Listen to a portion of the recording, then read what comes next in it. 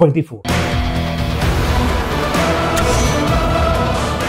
ரொம்ப ரொம்ப ஒரு அண்டர்ரேட்டட் மூவி. சூர்யா நடிச்சதுலயே one of the underrated movie. இந்த படம் தமிழ் சினிமாவோட ஒரு பிக்கஸ்ட் பிளாக் பஸ்டரா ஆயிருக்கக்கூடிய மூவி. எக்ஸப்ட் இதெல்லாம் ரொம்ப சர்வசாதாரண விஷயம் அப்படின்னு அந்த விஷயம் மட்டும் சொல்லலைன்னா இந்த படம் நிச்சயமாக ஒரு பிக்கஸ்ட் பிளாக் பஸ்டரா மாறி இருக்கு. நம்ம குறியீடுக்குள்ள வரும். இந்த படமே யோசிச்சு பாத்தீங்க அப்படின்னா ஒரு கழுகோட பாயிண்ட் ஆஃப் வியூல தான் ஸ்டார்ட் ஆகும். ஒரு கழுகு தான் முதல் சீனாக ஓப்பனிங்ல வரும். கழுகோட பாயிண்ட் ஆஃப் வியூல தான் அந்த ஒட்டுமொத்த அந்த லெபார்டரியை காமிப்பாங்க.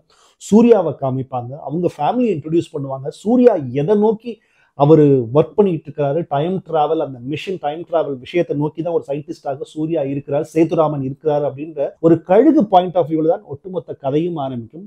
இந்த கழுகு ஒட்டுமொத்த படத்திலையும் அந்த முக்கியமான காலகட்டத்திலையும் இந்த கழுகு திருப்பி வர்ற மாதிரி காமிச்சிருப்பாங்க. ஸோ இந்த கழுகு தான் வந்து இந்த சேதுராமனோட லைஃப் டைம் டிராவல் ஃபுல்லாகவே இந்த கழுகு பாயிண்ட் ஆஃப் வியூவில் தான் சொல்லியிருக்கிறாங்க அப்படின்ற ஒரு பியூட்டிஃபுல்லான விஷயமும் நான் ரீசெண்டாக கண்டுபிடிச்சேன்.